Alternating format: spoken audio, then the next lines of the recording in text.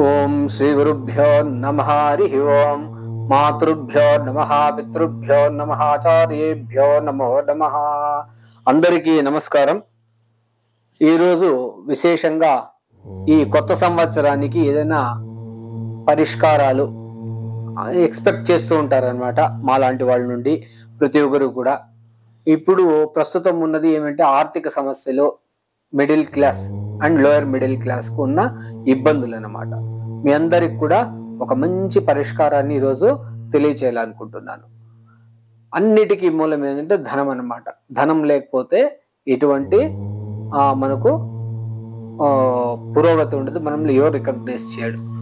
10 మందిలోకి వెళ్ళినాం అనుకోండి, మన వేషధారణ, మన భూషణాన్ని చూస్తారనమాట. అది చూస్తేనే వాళ్ళు డిసైడ్ చేస్తారు. మన వస్త్రధారణ నుంచి మనం వేసుకున్న మన యొక్క ప్రజెంటేషన్ చూసి వాళ్ళు డిసైడ్ అవుతారు అనమాట.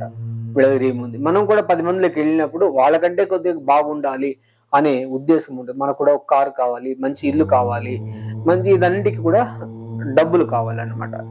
ఈ డబ్బులకి ఏం చేయాలి, ఈ డబ్బులు ఎట్లా చేస్తే వస్తుంది అని అంటారనమాట, అడుగుతారు ప్రతి ఒక్కరికి.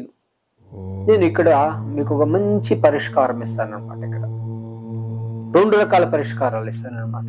కొద్దిగా సమయం పడుతుంది, ఓపికగా చేయాలి, నిష్ఠతో చేయాలి. ఏదైనా ఒక శుక్రవారం రోజు స్టార్ట్ చేస్తే శుక్లపక్షంలో చాలన్నమాట. ఇది చేస్తూ మనకు కనకదార స్తోత్రం ఉంది కదా, అంగం హరే పులక భూషణమాశ్రయంతి, ఆ శ్లోకం ఉందన్నమాట. ఆదిశంకరాచార్యులు రచించినమాట. ఈ స్తోత్ర పారాయణం చేస్తే అక్కడ బంగారు ఈ ఉసిరికాయలు రాలుతుందన్నమాట. అట్లా కనకదార మన ఇంట్లో కూడా కనక వృష్టి అవుతుందన్నమాట. కనకదార స్తోత్ర పారాయణము రోజు 9 సార్లు 48 రోజులు మనము పారాయణం చేయాలి. ఒక శుక్రవారం రోజు స్టార్ట్ చేయడము కంటిన్యూస్ గా ఒక 48 రోజులు. దీన్ని ఎవరు పారాయణం చేస్తారో వాళ్ళ ఇంట్లో కుంభవృష్టి, కుంభవృష్టి జరిగి తీరుతుంది అనమాట.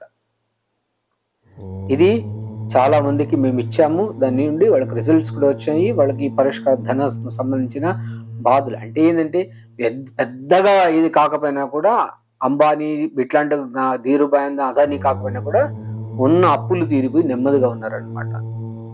మీరు కూడా చేయండి దీన్ని, చాలా మంచి ప్రయోగం ఇది. 48 రోజులు ఏకాగ్రతతో చేయడం వల్ల మీకు 100% ఆ అమ్మవారి కృపాకటాక్ష కలిగి సిరి సంపదలు నిలుస్తుందన్నమాట.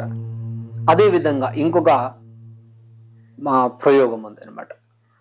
లలితా సహస్రనామ పారాయణం రోజు 5 సార్లు పారాయణం చేస్తూ అమ్మవారికి ఏమి ప్రసాదం నివేదించినామో ఆ ప్రసాదాన్ని కూడా మనము రోజు తీసుకోవాలన్నమాట. ఇది కూడా శుక్లపక్షంలో ఏదైనా రోజు మంచి రోజు ఆరంభిస్తే ఇట్లా 11 రోజులు చేయడం వల్ల రోజుకు 5 సార్లు లలితా సహస్రనామ పారాయణం చేస్తూ 11 రోజులు చేస్తూ ఆ రోజు పెట్టిన అమ్మవారికి పెట్టిన నైవేద్యము మనం దాన్ని ఆహారంగా తీసుకోవాలన్నమాట. తీసుకుంటే చాలా మంచి ప్రయోగం. కేతుగ్రహ దోషాలు, రాహుకృత దోషాలు, తర్వాత ఈ దుష్ట ప్రయోగాలు, దుష్ట చేష్టలు, ప్రయోగాలు ఇట్లాంటివంతా కూడా తొలగిపోతుంది అనమాట. అమ్మవారి యొక్క కృపాకటాక్ష మనకు దొరుకుతుంది అనమాట. దయచేసి దీన్ని మీరు చేయండి, 10 మందికి చెప్పండి.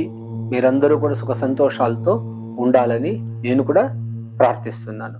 సర్వే జనా సుఖినో భవంతు, సన్మంగళాని భవంతు.